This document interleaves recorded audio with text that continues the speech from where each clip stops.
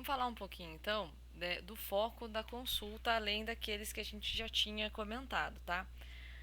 É, o objetivo, tá, entre outras coisas, é incentivar o aleitamento materno exclusivo até os 6 meses, orientar e verificar condições de sono e higiene da criança.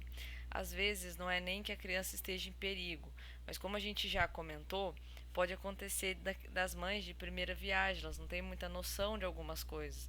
Por isso que é importante ela procurar ajuda e frequentar aqueles grupos de apoio que nós falamos nas aulas passadas, tá?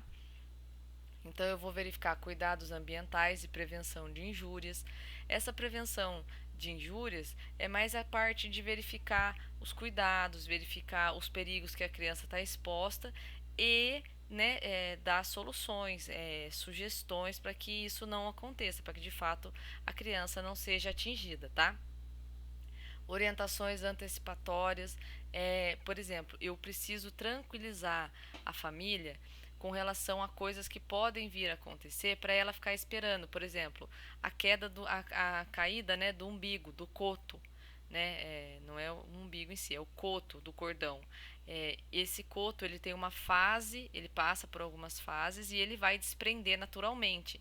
Então, explicar, antecipar para a família como que faz a higiene da região do coto, né, da borda do coto, e que esse coto vai cair sozinho, isso é muito importante, tá? Vigilância do crescimento e desenvolvimento. Então, como nós vamos ver nas aulas seguintes, nos vídeos seguintes, tem algumas fases, né, que a criança vai apresentar determinados comportamentos, observar se isso está adequado, tá? A questão das vacinas, a prevenção, né, de deficiência de macro e micronutrientes, como a gente viu na aula passada, detecção precoce de problemas de saúde, né, e no caso de reabilitação, se for indicado, também é necessário a gente estar fazendo isso durante a consulta, tá? Aí tem uma lista extensa e aqui eu coloquei apenas uma parte dessa lista dos fatores de risco, tá, para o desenvolvimento desse recém-nascido, tá? Então RN aqui a gente vai entender como recém-nascido. Por exemplo, mães com histórico de abuso de drogas, isso aqui vocês devem ter visto, né, em materno-infantil, como é complicado, né, a mãe que faz uso de entorpecentes, seja a mãe alcoólatra, até mesmo a mãe fumante, a mãe que usa, né, drogas mais pesadas, isso é bem complicado. Família de baixo nível socioeconômico ou pobreza, RN muito abaixo do peso, né, menor que 1,5 kg. O nenenzinho que nasce com menos de 1,5 kg e extremamente abaixo do peso. O nenenzinho que nasce com menos de 1 kg.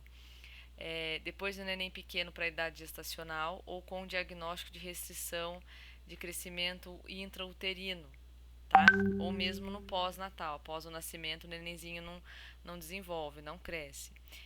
Recém-nascido, né, ou lactentes, dependente de fórmulas especiais, que fizeram uso de nutrição parenteral por tempo superior a 4 semanas durante a hospitalização, portadores de doenças genéticas ou doenças crônicas, tá? Então, nesse caso aqui, a gente viu, né, a importância nos exames pré-gestacionais, porque naquele momento eu consigo prevenir o aparecimento de algumas dessas doenças aqui, tá?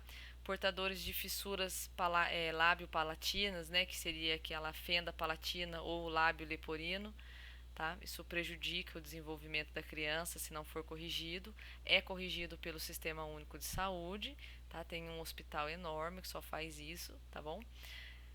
Lactente ou criança com síndrome convulsiva, tá? Para nós, né, é um risco grande você ter uma criança com síndrome convulsiva. Lactentes com microcefalia, hidrocefalia, meningite ou patologias do sistema nervoso central. A gente sabe que infelizmente tem uma região do nosso país, né, que tem uma geração inteira de crianças, né, com problemas voltados aí ao sistema nervoso central por conta, né, daquele mosquitinho lazarento lá. Neonato ou lactente com doença infecciosa congênita ou histórico de sepse, lembrando que sepse, né, é histórico de infecção. Necessidade de alimentação enteral prolongada, nenenzinho que usa sonda, né, sonda nasoenteral, ou gastrostomia, que é a sonda diretamente no abdômen, ou a tráqueo, tá? para a questão ventilatória, necessidade de suporte ventilatório ou aspiração de vias aéreas, alimentação parenteral pós, tá? Alta hospitalar, isso aqui pra gente também é bem complicado. Doença pulmonar crônica, displasia pulmonar, apneia. Eu vou explicar para vocês essa questão da apneia aqui, porque a gente precisa orientar muito bem as famílias com relação à apneia, tá? Porque a maioria das outras situações que eu tô colocando aqui, já chama muita atenção.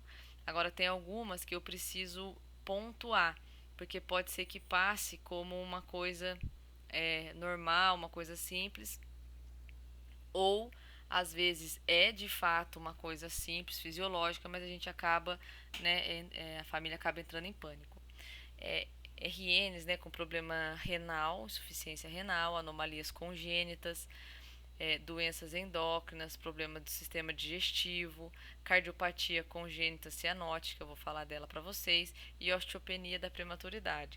Então esses aqui, gente, são alguns fatores de risco para o meu RN, tá? Então eu preciso, se eu tenho na minha rede uma família onde tem um RN com alguma dessas situações, quando esse RN voltar para casa, tá? Porque muitas dessas situações, o nenenzinho, o RN, ainda está internado, tá? Ele ainda está sob os cuidados hospitalares, né? Por exemplo, ele fez a cirurgia de correção, né, lábio-palatina. Tudo bem, ele fez a cirurgia, mas quando ele voltar para casa, então eu preciso saber todas essas informações, verificar qual é o histórico do meu RN para eu proceder com a minha assistência.